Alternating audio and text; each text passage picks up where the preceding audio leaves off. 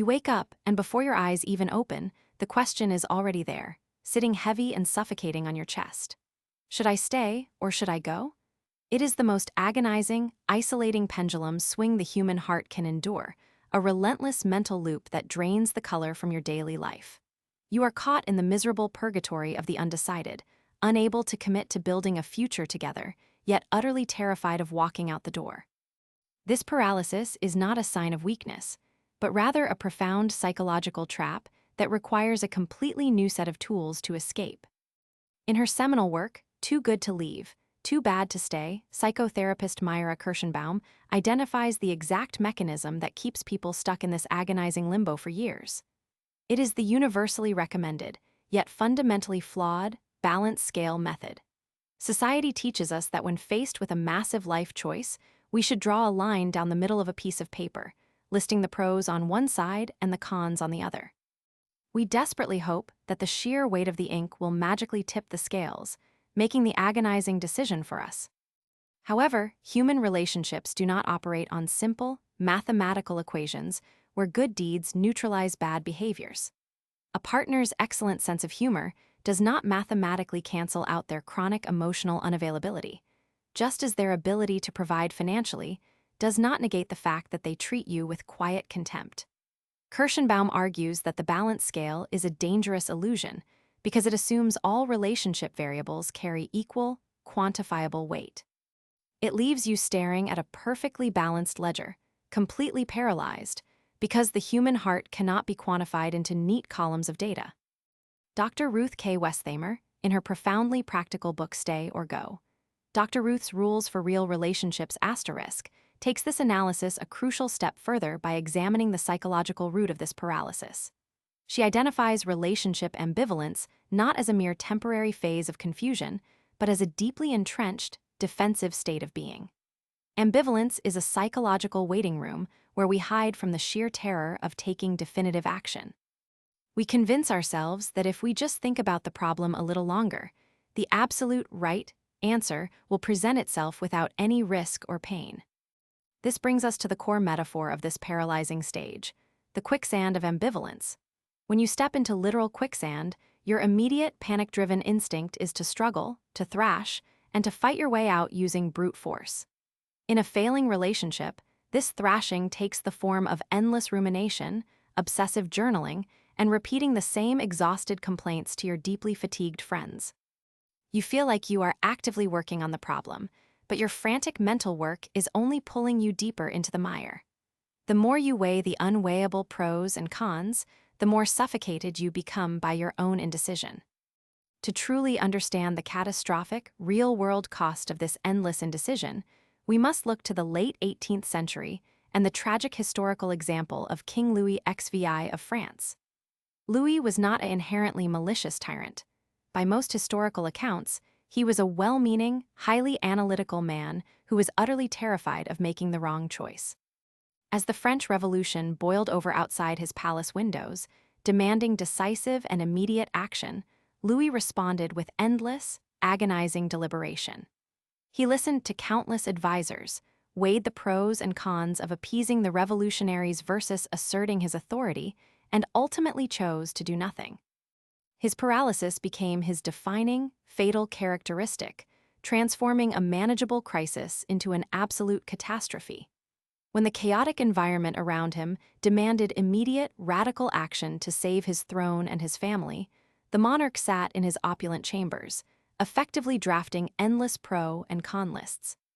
Even when he finally attempted to flee Paris in the ill-fated flight to Varennes, his deep-seated hesitation, his insistence on moving slowly, and his constant second-guessing doomed the entire escape. He was recognized, captured, and ultimately lost everything because he waited for perfect clarity that never arrived. King Louis XVI symbolizes the ultimate, terrifying danger of the quicksand of ambivalence. The failure to realize that indecision is, in itself, a powerful decision. By refusing to choose a definitive path, he allowed violent external circumstances to make the choice for him, with fatal, irreversible consequences. In the context of a failing romantic partnership, staying in the quicksand means you are passively choosing to let the relationship slowly rot away around you. You are waiting for the guillotine of a catastrophic event, an affair, a massive blowout, or a complete emotional breakdown, to make the choice that you are too terrified to make yourself.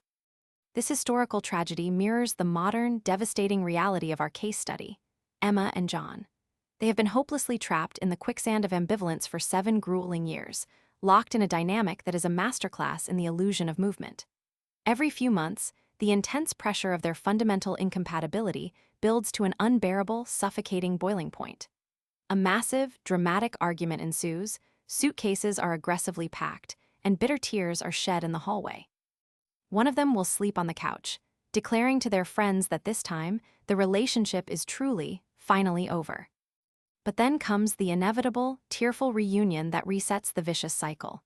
The sudden, desperate fear of the unknown washes over them, completely overriding the very real systemic issues that caused the explosion in the first place. They fall back into each other's arms, making grand promises that things will be different, that they will try harder, and that they just need to communicate better. For a few fleeting weeks, they experience a hollow honeymoon phase, fueled entirely by the euphoric relief of having avoided a final, painful breakup.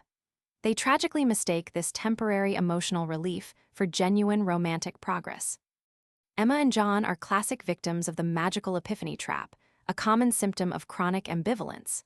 They are both secretly waiting for a moment of undeniable, cinematic clarity to strike them like lightning. Emma hopes she will wake up one morning and feel a sudden, peaceful certainty that she must leave without any accompanying guilt. John hopes that a magical switch will flip in his brain, instantly transforming him into the attentive, deeply committed partner Emma constantly begs him to be. They falsely believe that clarity is something that happens *to you, rather than something you must actively create through hard choices. Dr. Ruth Westheimer would look at Emma and John and immediately identify the immense, unseen psychological toll of their endless cycle. The human nervous system is simply not designed to live in a perpetual, agonizing state of maybe. The constant, whiplash-inducing swing between the threat of total abandonment and the hollow comfort of reunion creates a highly toxic trauma bond. Their relationship is no longer sustained by genuine love, mutual respect, or shared joy. It is sustained entirely by the sheer exhaustion of their own indecision. They are so incredibly tired from treading water in the quicksand that they have forgotten what it feels like to stand on solid ground. Mira Kirshenbaum's sharp critique of the balance scale is perfectly, tragically illustrated right in Emma's living room. Emma has literal notebooks filled to the brim with exhaustive pros and cons, desperate for an answer. Pro: he is familiar, we share a long history, he is genuinely kind to my aging parents. Con: I feel entirely alone when we are in the same room, we have not been physically intimate in a year, and I cry in my car before walking through the front door. Emma stares at these lists late at night, begging the math to solve her broken heart. But the math cannot save her, because the fundamental premise of the question is wrong. The agony of the undecided is not a failure of intelligence, a lack of moral character, or a sign that you just haven't thought about it hard enough. It is a fundamental misunderstanding of how true relationship clarity is actually achieved. You cannot logic your way out of a dead end using a balance scale, and you cannot passively wait for a magical epiphany to descend from the heavens to rescue you. The quicksand of ambivalence will gladly swallow decades of your one, precious life if you allow it to. To survive, you must stop thrashing, stop weighing the mathematically unweighable, and step away from the illusion of the perfectly balanced scale. We must abandon the safety of the waiting room and begin asking entirely different, deeply uncomfortable, and highly diagnostic questions about the stark reality of the person standing right in front of you. The very first uncomfortable question we must ask is whether the relationship has already crossed a line of no return. Both Mira Kirshenbaum and Dr. Ruth K. Westheimer are uncompromising on this point. Before we analyze the nuances of communication or lost passion, we must check for fatal toxicity. There are specific, undeniable conditions under which a relationship is simply too bad to stay, regardless of any lingering affection or shared history. These are the immediate exit signs, the non-negotiable red flags that require you to drop the pen, abandon the pro and con list entirely, and walk out the door. To understand these non-negotiables, we must introduce the guiding metaphor of this stage, the contaminated well. Imagine a beautifully constructed stone well sitting in the center of a village, complete with a sturdy bucket and a deep, seemingly endless supply of water. On the surface, the masonry is intact, and to a passing traveler, it looks like a perfectly viable source of life and hydration.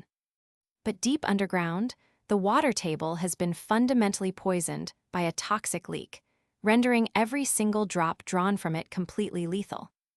In a relationship, this contamination takes the form of profound, unfixable abuses of trust that permanently alter the ecosystem of the partnership.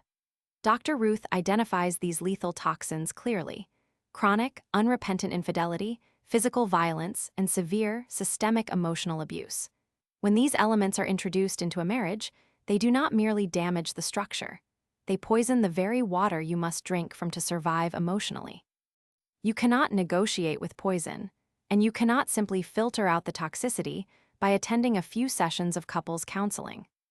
Once a well is contaminated, it ceases to matter how thirsty you are or how beautifully the stones were stacked years ago. Every time you lower the bucket to seek comfort, intimacy, or safety from this partner, you are pulling up venom. Kirshenbaum argues that trying to survive in a relationship plagued by these fundamental abuses is a psychological death sentence.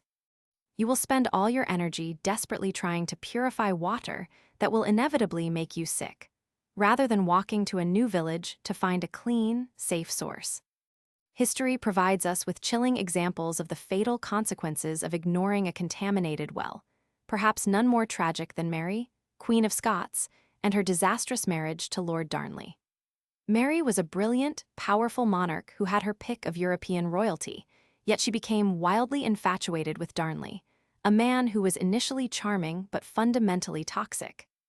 Almost immediately, the relationship exhibited massive, undeniable red flags of severe emotional abuse, unchecked arrogance, and violent political treachery. Darnley was deeply jealous, demanding, and utterly devoid of the loyalty required to be a safe, supportive partner to a ruling queen. Instead of recognizing these immediate exit signs and severing the tie, Mary chose to ignore the poison seeping into her life. She clung desperately to romantic hope and political idealism, convincing herself that she could manage his destructive nature or that her love could somehow purify his treacherous character. This willful blindness led directly to one of the most catastrophic betrayals in royal history, culminating in Darnley actively participating in the brutal murder of Mary's close confidant right in front of her. The well was not just poisoned, it was overflowing with blood, and Mary's refusal to heed the early warnings ultimately cost her the Scottish throne, her freedom, and eventually her life. Mary's tragic downfall perfectly illustrates the danger of treating a non-negotiable red flag as a mere personality quirk to be managed. When Dr. Ruth Westheimer speaks of unfixable toxicity, she is warning against this exact type of fatal optimism. We often trick ourselves into believing that our unending patience can neutralize a partner's chronic deceit or emotional violence. But the reality is that staying with an abuser does not make you a saintly, resilient martyr. It simply makes you a casualty of their unchecked destruction. If the presence of poison is so obvious, why do so many decent, intelligent people stay tethered to contaminated wells? Kirshenbaum notes that when people face undeniable abuse or chronic betrayal, their paralysis is rarely rooted in genuine, thriving love. Instead, they are held hostage by an entirely different, highly manipulative emotion: profound, paralyzing guilt. They stay because they feel uniquely responsible for their partner's well-being, falsely believing that leaving would make them a cruel, selfish person who abandons those in need. This brings us to the devastatingly clear case study of David and Sarah, a modern couple trapped in an environment of unfixable toxicity. Sarah's behavior is a textbook example of a contaminated well. She is chronically unfaithful, openly belittles David in front of his family, and manipulates his finances to fuel her own reckless habits. Every time David gathers the courage to confront her, Sarah masterfully flips the script, collapsing into tears and threatening self-harm if he abandons her. She weaponizes his innate kindness, transforming his entirely justified desire to leave into a crushing, suffocating sense of moral failure. David is not staying with Sarah because he enjoys the relationship, nor does he harbor any illusions that her behavior will miraculously improve. He is staying because the guilt of potentially ruining her life feels heavier than the daily agony of enduring her abuse. He spends his days emotionally starved, drinking from a poisoned well because he has convinced himself that it is his noble duty to absorb the toxins so she does not have to. David is trapped in a prison where the bars are constructed entirely out of his own misplaced sense of obligation. To shatter this specific, guilt-ridden paralysis, Kirshenbaum introduces one of the most powerful diagnostic tools in modern psychology, the God question. It is a thought experiment designed to completely bypass the messy, convoluted layers of moral obligation and isolate the true nature of your attachment. The premise is simple, yet incredibly confronting. You must imagine that a divine, omniscient being, or a universally respected authority figure, suddenly descends from the heavens and speaks directly to you. This divine being looks at you and says, "I am giving you absolute, unconditional permission to leave this relationship right now, today." Furthermore, the being promises that your partner will be completely fine, that they will recover quickly, and that no one, not your friends, your family, or society, will ever judge you for walking away. The question then becomes, if you were handed this cosmic, guilt-free hall pass, what would you do? If all the shame, obligation, and fear of judgment were magically erased, would you stay to rebuild, or would you run? When David is presented with the God question in therapy, the reaction is instantaneous and visceral. He realizes that if a divine being guaranteed Sarah's safety and absolved him of all guilt, he would not hesitate for a single second. He would pack his bags immediately, walk out the front door, and never look back. The sheer wave of immense, breathless relief that washes over him at the mere thought of this scenario provides the undeniable clarity he has been searching for. The God question effectively strips away the illusion of love, revealing the stark, undeniable truth of David's situation. If the only thing holding you to a person is the guilt of leaving them, then the relationship is already dead. You are not protecting a sacred union. You are simply serving as a hostage to someone else's dysfunction. Kirshenbaum's mandate here is absolute. Loyalty tied entirely to guilt is a destructive, hollow substitute for genuine affection, and it is never a valid reason to stay in a contaminated well. Dr. Ruth echoes this sentiment, emphasizing that you cannot set yourself on fire simply to keep a toxic partner warm. Recognizing that a well is permanently poisoned is not a failure of your capacity to love, nor is it a reflection of your worth. It is a vital, life-saving act of self-preservation. Acknowledging immediate exit signs requires immense courage, as it forces you to accept that some dynamics are fundamentally broken beyond the reach of therapy, patience, or romantic hope. Once you realize that guilt is the only tether keeping you tied to a toxic partner, the mandate becomes clear. You must stop trying to purify the unpurifiable, and you must stop waiting for a cosmic hall pass that will never arrive in reality. The permission to leave a dangerous, fundamentally destructive environment does not come from a divine being, nor does it require the blessing of the partner who is actively poisoning you. That permission can only be granted by you, the moment you decide that your own survival is finally worth more than your misplaced guilt. But what happens when there is no overt poison in the water? What if there is no physical violence, no chronic infidelity, and no screaming matches that wake the neighbors? For many undecided individuals, the absence of a glaring red flag is precisely what keeps them trapped in a state of paralyzing confusion. They look at their relationship and think that because it is not actively abusive, they have no legitimate right to leave. This brings us to a much quieter, yet equally devastating diagnostic threshold: the assessment of baseline affinity and mutual respect. Mira Kirshenbaum poses a question that is shockingly simple, yet it frequently stops people dead in their tracks. Do you still actually like your partner? Notice that she does not ask if you still love them, because love is a highly durable, often irrational emotional bond that can survive long after a relationship has become completely miserable. You can deeply love a family member you haven't spoken to in a decade, and you can certainly love a partner who brings you nothing but daily grief. Liking someone, however, requires a baseline of present tense enjoyment, basic respect, and genuine, effortless friendship. Dr. Ruth K. Westheimer expands on this by emphasizing the absolute necessity of emotional safety within a shared domestic space. She argues that a healthy partnership must function as a sanctuary from the harsh outside world, not a secondary battleground where you must constantly guard your vulnerabilities. Emotional safety means that your partner's default setting toward you is one of goodwill, rather than constant criticism, eye-rolling, or passive-aggressive disdain. When basic kindness evaporates, the resulting atmosphere of quiet contempt makes true intimacy entirely impossible to sustain. To visualize this specific type of relationship decay, we must examine the metaphor of the termite-infested foundation. Imagine a beautiful, historic home sitting in a highly desirable neighborhood, boasting a fresh coat of paint and immaculately manicured landscaping. To anyone driving by, or even to the guests who visit for dinner parties, the house appears to be the absolute picture of domestic perfection and stability. However, hidden deep inside the walls, far out of public sight, millions of termites have been relentlessly chewing through the core load-bearing supports for years. The wood that holds the entire structure together has been entirely hollowed out, reduced to nothing more than brittle paper. The house is still standing, but it is standing entirely on borrowed time and the sheer, stubborn force of habit. In a relationship, these termites represent the tiny, daily microexpressions of contempt, the sarcastic jabs, and the fundamental loss of mutual respect. Just because the roof hasn't caved in yet does not mean the house is structurally sound.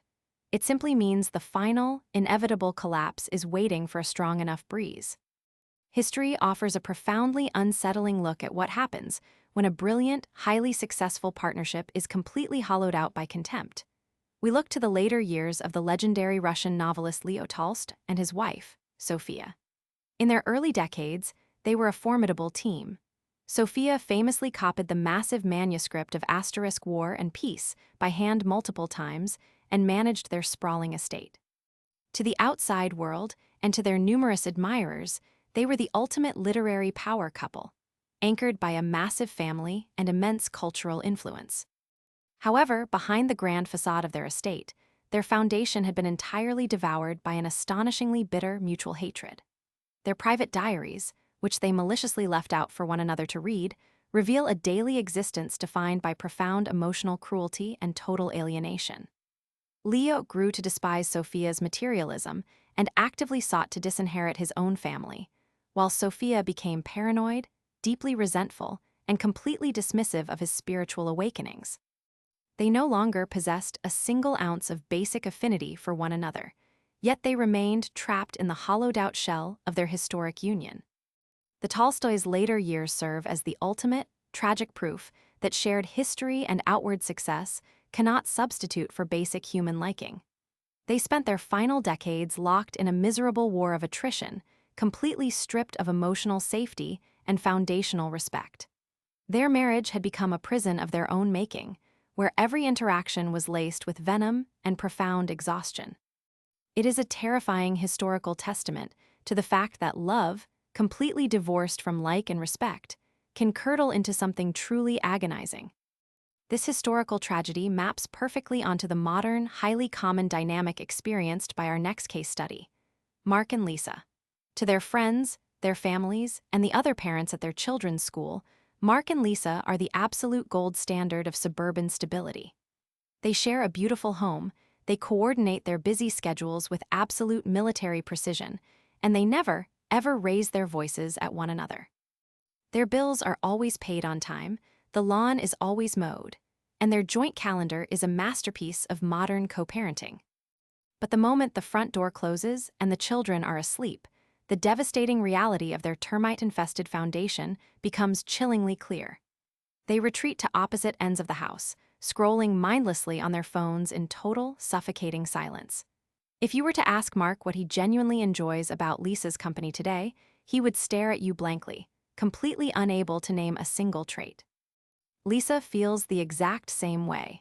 She respects Mark as a reliable financial provider, but she finds his actual personality deeply irritating and emotionally vacant.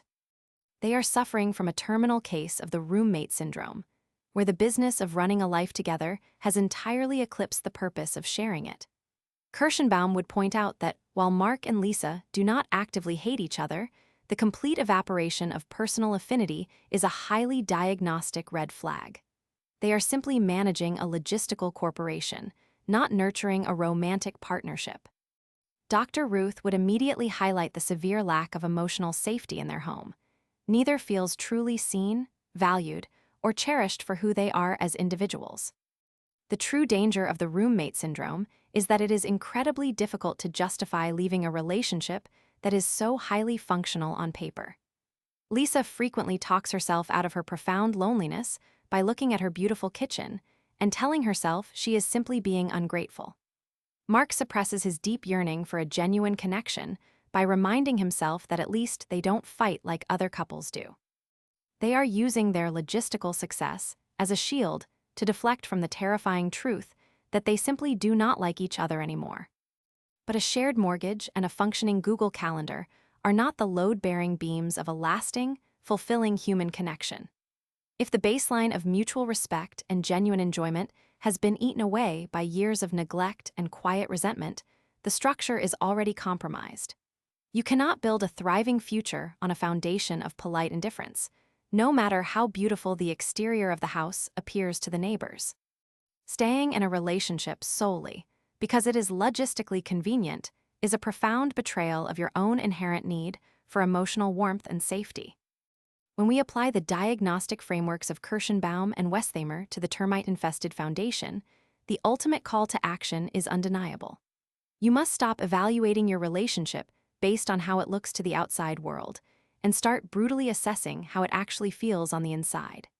If the thought of spending an unstructured, quiet afternoon alone with your partner fills you with dread or utter exhaustion, the foundation is failing. Recognizing that you no longer like the person you are living with is a devastating realization, but it is the critical first step toward reclaiming your emotional life. Once you have assessed the structural integrity of your foundation, you must then examine the actual atmosphere inside the house. It is entirely possible for a building to remain standing while the air inside has become completely unbreathable. This brings us to the next, deeply insidious layer of relationship paralysis, the profound loss of vital energy and the agonizing reality of unmet core needs. We are no longer looking for active poison or structural termites, but rather the terrifying absence of life itself. In her diagnostic framework, Mira Kirshenbaum introduces the concept of the lost quickening to describe this specific type of relationship death.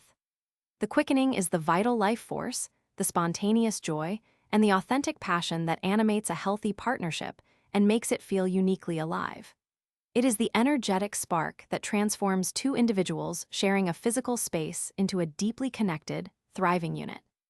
When this spark permanently dies, the relationship becomes a hollow, mechanical shell, completely devoid of the warmth required to sustain human happiness. Dr. Ruth K. Westheimer expands upon this concept by introducing the brutal reality of chronic emotional starvation. This framework suggests that you do not need to be actively abused to be slowly destroyed by a romantic partnership. Emotional starvation occurs when your fundamental, non-negotiable needs for intimacy, validation, and connection are systematically ignored or denied over a period of years. You are essentially sitting at a beautifully decorated dining table every single night, staring at completely empty plates while your soul slowly wastes away. To truly visualize this devastating dynamic, we must look to the haunting metaphor of the ghost ship.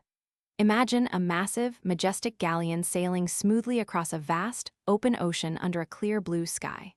From a distance, its sails are full of wind, its wooden hull is immaculate, and it appears to be making incredible, purposeful progress across the water.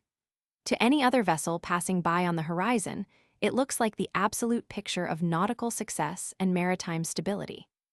But as you draw closer, board the vessel, and walk across the wooden planks, a chilling, undeniable reality sets in.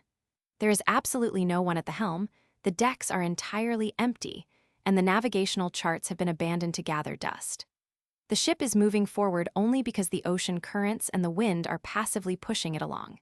It is entirely devoid of a living, breathing crew, possessing absolutely no intentional forward momentum of its own. In the context of a failing relationship, the ghost ship manifests as a partnership sustained entirely by the sheer momentum of daily routines and societal expectations. You both go to work, you attend family gatherings, and you pay the mortgage on time, but the actual romantic connection has been completely abandoned. There is no one actively steering the union toward shared dreams, deep emotional intimacy, or future joy. You are simply drifting through the years on autopilot, terrified to admit that the crew has long since vanished from the deck. To personify the agonizing, suffocating isolation of the ghost ship, we must examine the heavily scrutinized marriage of Princess Diana and Prince Charles. To the entire globe, their union was the ultimate fairy tale, a majestic vessel adorned with royal titles, spectacular weddings, and immense public adoration. They were the very definition of a ship sailing perfectly on the surface of societal expectation, fulfilling their grand institutional roles with practiced smiles. The entire world watched them from the shore, entirely convinced that they were witnessing the pinnacle of romantic success. Yet behind the heavily guarded palace doors, the private reality was a devastating masterclass in chronic emotional starvation. Diana was a deeply empathetic, highly expressive individual who desperately craved emotional closeness, constant validation, and genuine, unfiltered affection. Charles, molded by a rigidly formal aristocratic upbringing and tethered to a completely different romantic reality, was fundamentally incapable of meeting those core emotional needs. He was a man bound by duty, entirely unequipped to navigate the deep, turbulent emotional waters that his wife required to simply survive. Their marriage suffered from a profound, irreconcilable mismatch in these foundational requirements, leaving Diana wandering the vast, empty halls of her royal life, feeling completely alone. The agonizing contrast between her public duty to smile and wave and her private reality of suffocating emotional isolation perfectly illustrates the death of the quickening. The royal ship continued to sail for years, propelled by the sheer force of institutional momentum and the crushing weight of the monarchy. However, the emotional crew had completely abandoned the deck, leaving Diana trapped on a vessel that looked beautiful but offered absolutely no life-sustaining warmth. Diana's tragic struggle highlights a critical diagnostic truth from both Kirshenbaum and Westheimer. You cannot survive indefinitely on the sheer spectacle of a relationship. A union can look like a monumental, enviable success to every single person on the outside, while simultaneously starving the people trapped on the inside. Unmet core needs are not trivial luxury items that you can simply learn to live without if you try hard enough. They are the psychological oxygen required to sustain a healthy, functioning human being within a highly intimate partnership. This brings us from the grand royal palaces of the 20th century directly into the quiet, modern living room of our next case study, Chloe and Michael.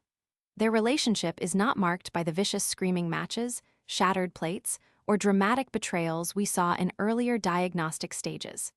In fact, to anyone observing them, they appear incredibly peaceful, never raising their voices or engaging in any overt hostility. But this absence of conflict is not a sign of a healthy, thriving partnership. It is the terrifying, dead silence of the ghost ship. Chloe is slowly suffocating from a total, devastating lack of emotional intimacy, trapped in a dynamic that is entirely devoid of the quickening. Michael is a fundamentally decent man who goes to work, helps with the household chores, and quietly reads his books in the evenings. However, he is completely emotionally walled off, utterly incapable of engaging in deep conversations, offering spontaneous comfort, or sharing his inner world. Chloe spends her days desperately trying to spark a connection, asking open-ended questions, and practically begging for a single glimpse of his soul.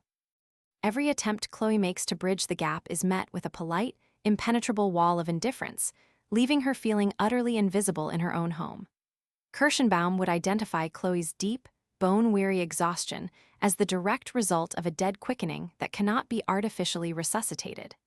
The vital energy that once made their early dating life feel magical has completely evaporated, replaced by a numbing, endless, and joyless routine.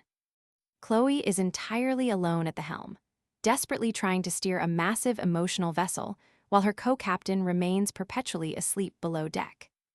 Dr. Ruth's concept of chronic emotional starvation perfectly diagnoses Chloe's daily, quiet agony. Chloe frequently gaslights herself into thinking she is simply demanding too much, telling herself that because Michael doesn't hit her or cheat on her, she has no right to complain. She treats her profound emotional hunger as a personal character flaw, rather than a legitimate, screaming alarm bell demanding her attention. But starvation is starvation, whether you are deprived of sustenance in a dark dungeon or sitting in a beautifully furnished suburban home. This quiet dynamic is exceptionally dangerous because the lack of overt hostility tricks the undecided mind into staying for decades. When there are no scandalous affairs or violent outbursts to point to, you begin to deeply doubt your own reality and the validity of your pain. You convince yourself that feeling slightly empty and perpetually lonely is just the natural, inevitable progression of any long-term adult relationship. But Kirshenbaum vehemently argues that accepting the death of joy and passion as a permanent state is a tragic, unforgivable waste of a human life. If your core need is deep emotional intimacy, and your partner is fundamentally unable or unwilling to provide it, the mismatch is absolutely fatal. You cannot permanently hold your breath simply because the person standing next to you happens to require significantly less air. Attempting to suppress your core needs to maintain the peace will only lead to a deep, festering resentment that eventually destroys you from the inside out. You must recognize that a relationship failing to meet your foundational needs is just as broken as one shattered by infidelity. Dr. Ruth emphasizes that recognizing this starvation requires a brutal, unflinching honesty about what you actually require to feel loved and secure. It means stripping away the societal expectations, the intense fear of being alone, and the crushing guilt of leaving a partner who is technically a nice person. You must look at the empty deck of the ghost ship, feel the cold wind, and acknowledge that no one is coming up from below to help you steer.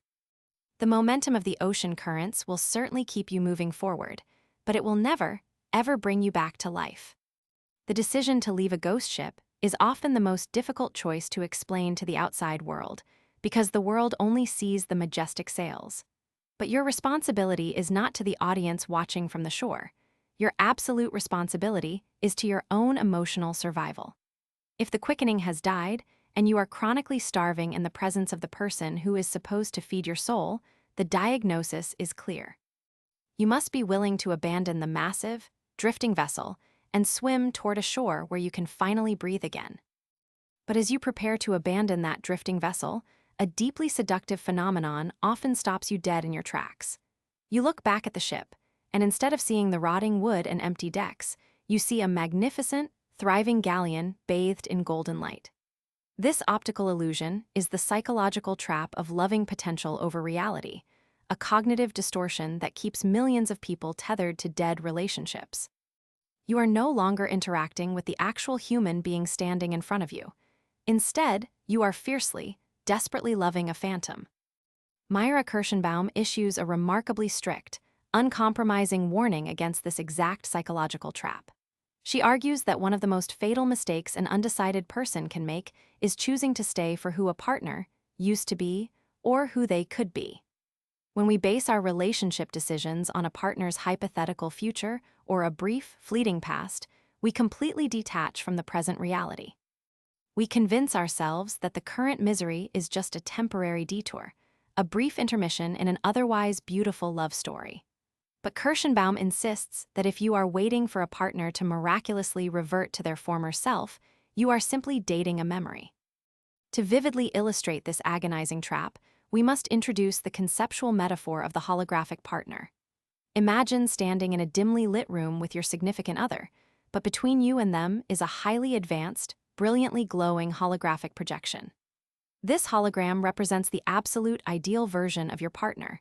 They are attentive, deeply empathetic, fiercely loyal, and completely free of their current destructive flaws. The projection is so breathtakingly beautiful, so entirely captivating, that you cannot take your eyes off it. You stare deeply into the glowing eyes of the hologram, feeling a profound surge of love and romantic hope. But the sinister nature of the holographic partner is that it actively, deliberately blocks your view of the actual flesh and blood person standing right behind it. While you are weeping with gratitude over the hologram's simulated kindness, the real partner behind the projection is ignoring you, rolling their eyes, or packing their bags. The glowing illusion of the idealized lover is so powerful that it completely obscures the deeply flawed, unchanging, and unwilling person who actually occupies your daily life. You are pouring all of your emotional energy, your patience, and your finite years into a projection that cannot actually hold you when you cry. The tragedy is that a hologram, no matter how beautiful, has no physical substance and offers absolutely no real warmth.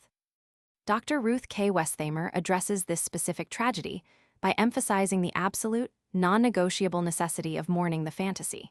She points out that letting go of a toxic or unfulfilling relationship is rarely just about leaving the physical person.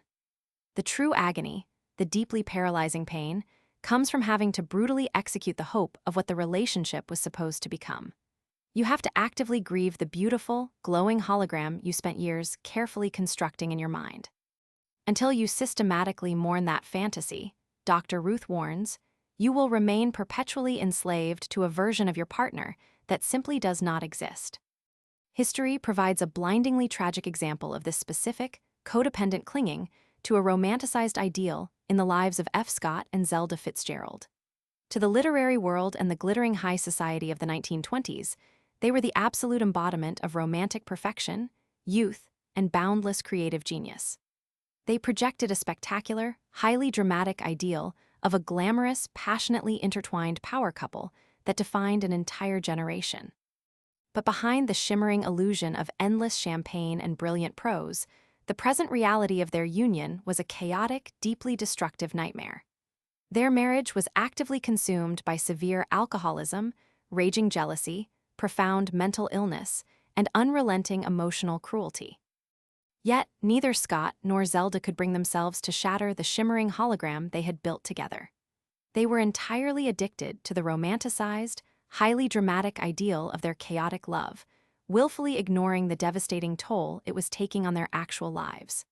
They clung to the memory of their golden early days, using the brilliant potential of their union as an excuse to tolerate a profoundly toxic present.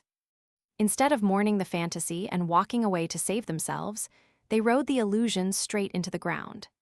Their tragic, codependent clinging ultimately destroyed their health, their finances, and their immense creative potential, proving that you cannot survive on the fumes of a romantic myth. This historical tragedy maps seamlessly onto the agonizing, modern reality of our next case study, James and Anna. 10 years ago, when they first met, James was the absolute epitome of the attentive, deeply engaged romantic partner. For the first 6 months of their relationship, he planned elaborate dates, wrote Anna long, thoughtful letters, and made her feel like the absolute center of his universe. He set a magnificent, glowing standard of behavior that completely captured Anna's heart and secured her unwavering loyalty. But right after the 6-month mark, the effort abruptly stopped, and James permanently reverted to his true baseline of profound emotional unavailability and chronic neglect. For an agonizing decade, Anna has been desperately waiting for the James of those first 6 months to miraculously return. She endures his current apathy, his dismissive comments, and his total lack of engagement by constantly reminding herself of how incredible he can be. Every time she reaches her breaking point and considers leaving, she pulls up old text messages or looks at photos from their first summer together. She uses the brilliant hologram of the 6-month James to completely block out the devastating reality of the 10-year James. Anna has spent a decade of her only life in a miserable waiting room, fiercely guarding a museum exhibit of a man who no longer exists. Mira Kirshenbaum would look at Anna's decade-long vigil and deliver a brutally honest, highly diagnostic verdict. The first 6 months were the illusion, and the last 10 years are the reality. We often mistake the honeymoon phase for a partner's true character, believing that their absolute best behavior is their permanent default state.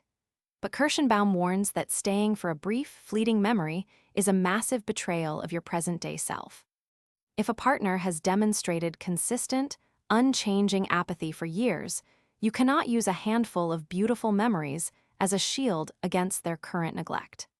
The math of human behavior dictates that the present reality is the only accurate predictor of the future. Dr. Ruth would gently but firmly guide Anna through the excruciating process of mourning the 6-month James. Anna must accept that the deeply attentive, romantic man she fell in love with is effectively dead, and he is never coming back. This realization is profoundly painful, as it requires admitting that the last decade of waiting, hoping, and sacrificing was ultimately in vain. But this grief is the absolute prerequisite for liberation, the only mechanism that can shatter the glowing projection keeping her trapped. By mourning the fantasy, Anna can finally drop the hologram and look at the actual, emotionally vacant man sitting on her couch. The trap of loving potential is so insidious because it disguises profound denial as noble, romantic loyalty. You tell yourself that you are being a supportive, unconditionally loving partner by seeing the best in someone, even when they refuse to show it to you. But Kirshenbaum and Westheimer agree that true love must be rooted in the stark, unvarnished reality of the present moment. You cannot build a stable, fulfilling life on the hypothetical promise of a partner who might, someday, decide to treat you well. You must make your decision based entirely on who they are today, right now, in this exact, deeply flawed moment. If you strip away the memories of the early days and you entirely discard the fantasy of who they could become, what is actually left? If the person standing in front of you never changed a single thing about their behavior for the rest of their life, would you still want to be here? This is the ultimate, terrifying diagnostic question that shatters the holographic partner and forces you to confront the truth. You must stop dating a memory, stop loving a projection, and find the immense courage to face the reality of your own life. Once you shatter the glowing hologram and finally force yourself to look at the actual, deeply flawed human being standing in front of you, a new, desperate impulse often takes over. You decide that if the present reality is broken, you simply need to work harder, love stronger, and fight more fiercely to fix it. This brings us to the next critical diagnostic threshold in our journey: evaluating the actual capacity for mutual repair versus the agonizing trap of one-sided effort. Recognizing that a relationship has severe, fundamental problems is only half the battle. The true test of its long-term viability is how those problems are actually addressed. Mira Kirshenbaum introduces a devastatingly simple diagnostic question at this stage. Does your partner actually acknowledge that the relationship is failing? It is a stark, binary metric that cuts through years of emotional confusion and endless, exhausting therapeutic debates. If your partner fundamentally refuses to admit that a serious problem exists, or consistently dismisses your profound unhappiness as a dramatic overreaction, the diagnostic math is already complete. You cannot negotiate a viable peace treaty with someone who stubbornly insists that there is no war. Dr. Ruth K. Westheimer reinforces this with her absolute rule of reciprocal work, stating that a romantic partnership requires the active, engaged participation of two conscious adults. When a relationship begins to fracture, the heavy lifting of emotional repair simply cannot be outsourced to one person. It requires mutual vulnerability, shared accountability, and a simultaneous willingness to change deeply ingrained, destructive behaviors. If you are the only one reading the relationship books, scheduling the counseling sessions, and initiating the difficult conversations, you are no longer in a partnership. You are managing a crisis entirely alone. To truly understand the physical and emotional toll of this dynamic, we must visualize the visceral metaphor of the tandem bicycle with one pedaler. Imagine a long, heavy, vintage tandem bicycle designed specifically to be propelled by the combined, synchronized leg power of two committed riders. When both people are actively pedaling, the machine glides forward smoothly, easily conquering steep hills, navigating difficult terrain, and moving with purposeful grace. The shared momentum creates a beautiful, effortless balance, making the journey feel light, entirely manageable, and genuinely enjoyable for both individuals. Now, imagine that the person sitting on the back seat suddenly takes their feet off the pedals, crosses their arms, and simply decides to enjoy the view. The person in the front is suddenly forced to generate all the necessary momentum to keep this massive, heavy machine moving forward. Every single pedal stroke becomes an agonizing, muscle-tearing exertion as they drag the dead weight of their entirely passive partner behind them. The front rider is sweating profusely, gasping for air, and completely burning out, while the back rider wonders why the journey has become so slow and bumpy. This solitary pedaling is not a sign of immense romantic strength. It is a guaranteed recipe for a catastrophic, unavoidable crash. You can pedal for two people for a mile, maybe even a few miles, fueled by pure adrenaline and desperate, lingering hope. But eventually, the sheer laws of physics and human endurance dictate that your legs will completely give out from the immense strain. When the momentum finally dies, the heavy tandem bicycle will inevitably tip over, taking both the exhausted pedaler and the passive passenger down with it. History provides us with an intensely visceral, highly publicized example of this agonizing cycle of unilateral effort in the tempestuous union of artists Frida Kahlo and Diego Rivera. Their marriage was a legendary, explosive collision of immense creative genius and profound, unrelenting emotional destruction that captivated the entire globe. To the outside world, they were towering figures of the 20th century art scene, deeply intertwined in their passionate political and cultural pursuits. But inside the marriage, the private dynamic was a devastating masterclass in profound damage followed by entirely superficial, unsustainable attempts at repair. Frida functioned as the desperate, exhausted pedaler on the front of their marital tandem bicycle, pouring her literal blood, sweat, and agonizing physical pain into keeping the union alive. She constantly sought deep emotional fusion, desperately trying to repair the foundational cracks caused by Diego's notoriously wandering eye and chronic, humiliating betrayals. Diego, conversely, was entirely comfortable sitting passively on the back seat, enjoying the profound devotion and artistic inspiration Frida provided without ever fundamentally changing his own destructive nature. He would offer grand, sweeping apologies and superficial moments of intense affection, but he completely refused to engage in the reciprocal, grueling work required to actually heal the marriage. Their relationship became an endless, agonizing cycle of spectacular ruptures and hollow reconciliations that slowly consumed Frida's spirit. Diego never truly acknowledged the absolute devastation his actions caused to the structural integrity of their partnership, viewing his betrayals as mere artistic eccentricities. Frida's unilateral, desperate dedication to saving the marriage could not compensate for Diego's passive resistance to true emotional accountability. Their union serves as a permanent, tragic historical testament to the fact that even the most profound, world-altering passion cannot survive if only one person is doing the work to sustain it.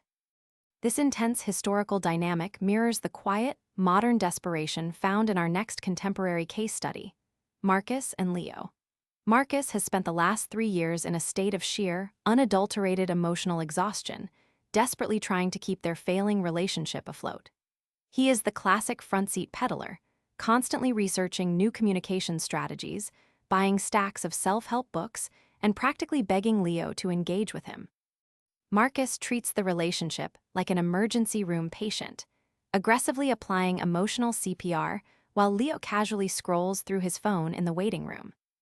Leo's response to Marcus's frantic efforts is a masterclass in passive resistance and maddening emotional deflection.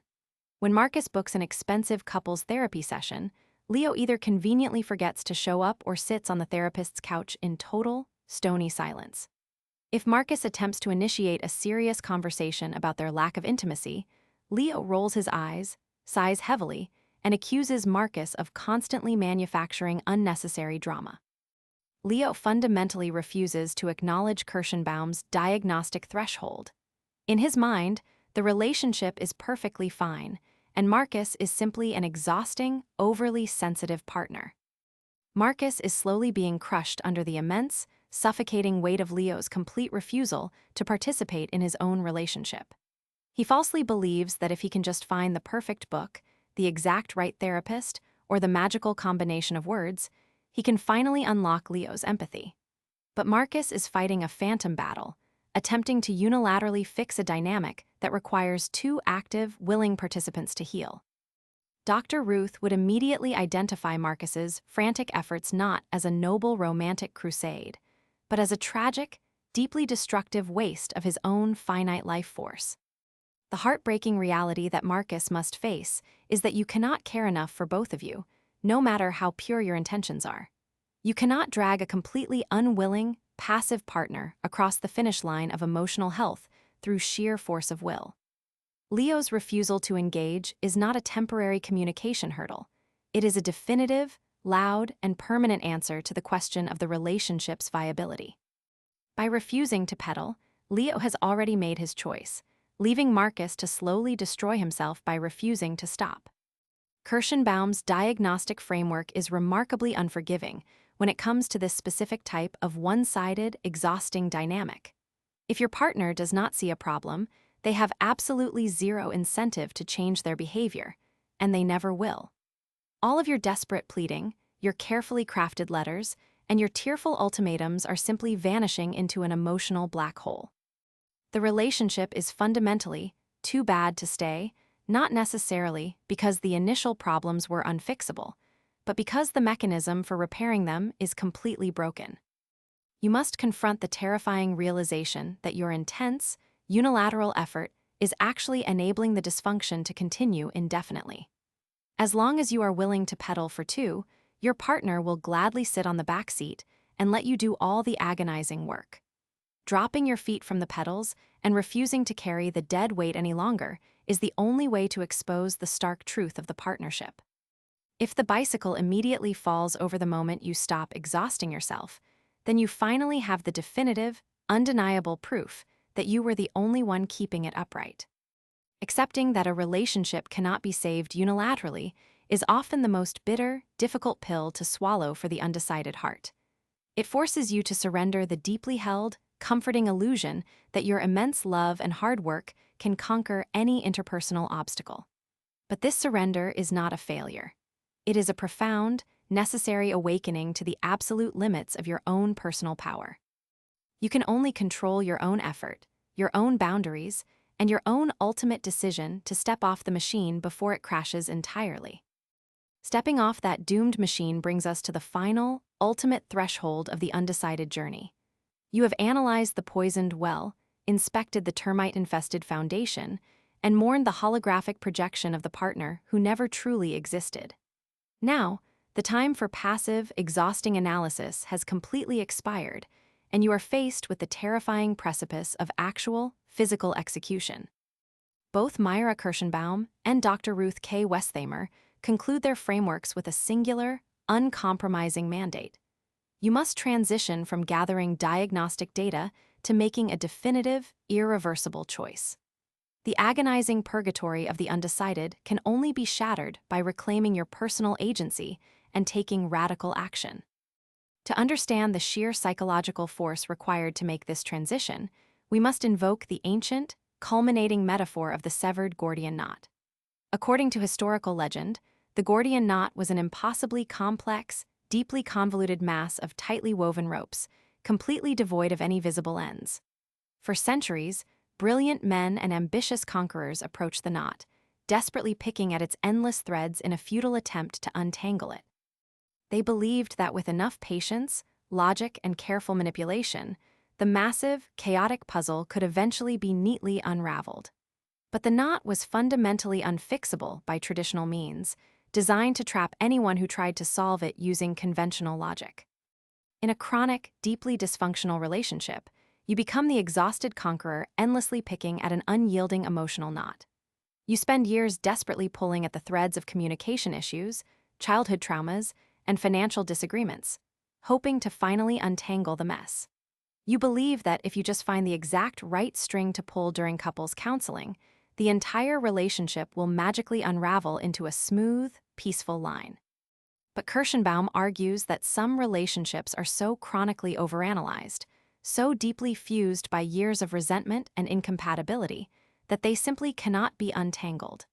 The more you pick at the frayed edges of a fundamentally broken dynamic, the more tightly the remaining ropes bind your hands. The legend dictates that Alexander the Great finally solved the puzzle not by picking at the threads, but by drawing his sword and violently cleaving the knot in half with a single, decisive strike.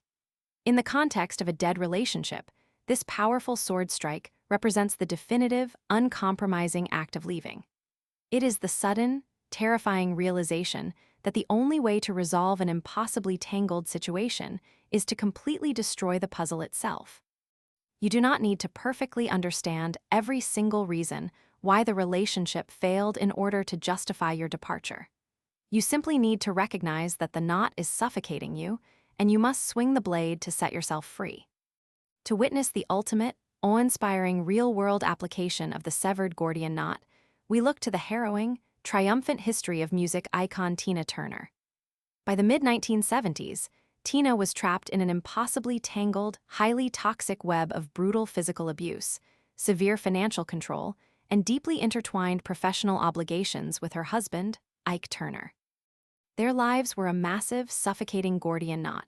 To leave Ike meant abandoning her income, her established career, and the only life she had known for decades. For years, she tried to patiently untangle the threads, hoping to manage his violent outbursts or find a peaceful, logical exit strategy that would preserve her livelihood.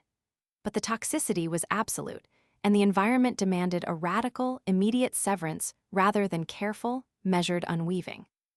The definitive strike of the sword came on a dark night in Dallas, Texas, following a brutal, bloody physical altercation in the back of a limousine. Tina did not wait for the perfect moment. She did not draft a pros and cons list, and she did not attempt to negotiate a fair separation of their musical assets. With nothing but 36 cents in her pocket, a battered face, and a blood-stained suit, she slipped out of their hotel room while her abuser slept. She sprinted across a dark, dangerous multi-lane freeway, risking her literal life to reach the safety of a nearby hotel. It was an act of raw, unfiltered survival, a desperate plunge into the terrifying unknown that severed the toxic knot forever. Tina Turner's escape is the ultimate historical embodiment of reclaiming personal agency in the face of absolute terror. She abandoned the illusion that she could slowly untangle her abuser, choosing instead to swing the blade and completely sever her ties to the familiar misery. Dr. Ruth would point to Tina's flight across the highway as the purest example of choosing the terrifying unknown over a guaranteed, highly destructive reality. Tina traded the opulent, yet violently toxic, certainty of her marriage for the absolute destitution of freedom, knowing that her life depended on the choice. Her staggering courage proves that stepping out of a contaminated environment does not require perfect planning. It only requires a single, irrevocable decision to survive. This brings us to our final modern case study, Rachel, whose journey focuses entirely on the profound, immediate aftermath of swinging the blade. Rachel spent 5 years trapped in the quicksand of ambivalence, paralyzed by a relationship that was perfectly polite on the surface, but completely devoid of the quickening. After applying the diagnostic frameworks of Kirshenbaum and Westheimer, she finally realized that her tandem bicycle was permanently stalled, and she made the definitive choice to leave. We do not need to witness her tearful packing or the agonizing final conversation. We join Rachel on her very first night alone in a small, sparsely furnished apartment. The door clicks shut behind her, the locks engage, and she is suddenly enveloped in an absolute, deafening silence. The immediate aftermath of the severed knot is rarely characterized by instantaneous joy or cinematic celebrations of freedom. Instead, Rachel is immediately hit by a massive, suffocating wave of profound grief, panic, and deep logistical terror. She collapses onto her newly purchased mattress, weeping uncontrollably as her nervous system goes through the brutal physical withdrawal of breaking a long-term attachment. Her mind desperately tries to trick her into regretting the decision, bombarding her with highlight reels of the good times and magnifying the terrifying reality of her new isolation. This is the exact moment where so many people falter, mistaking the agonizing pain of the emotional withdrawal for a sign that they made the wrong choice. But Dr. Ruth Westheimer explicitly warns that this intense, immediate grief is a mandatory, unavoidable toll on the bridge to freedom. You cannot surgically remove a massive, deeply embedded part of your life without experiencing profound psychological bleeding. Rachel's tears are not evidence of a mistake. They are the necessary, physical expulsion of the agonizing tension she has carried in her body for half a decade. She allows herself to fully mourn the death of the holographic partner and the loss of the shared future she had once desperately hoped for. By refusing to run from the pain, Rachel actively processes the grief instead of letting it drag her back into the quicksand. Then, something truly miraculous happens on the third morning in her new apartment. Rachel wakes up, opens her eyes, and stares at the unfamiliar ceiling, waiting for the familiar, crushing weight of relationship anxiety to settle on her chest. But the weight is completely gone, replaced by a strange, breathtaking lightness that she has not felt in over 5 years. As she walks into her small kitchen to make coffee, a profound, quiet realization washes over her entire being. For the first time in half a decade, she does not have to ask herself, should I stay or should I go? The agonizing pendulum has finally, permanently stopped swinging, and the sheer psychological relief is absolutely immense. The mental energy that Rachel used to spend analyzing her ex-partner's moods, drafting endless pro and con lists, and desperately trying to pedal for two has been entirely returned to her.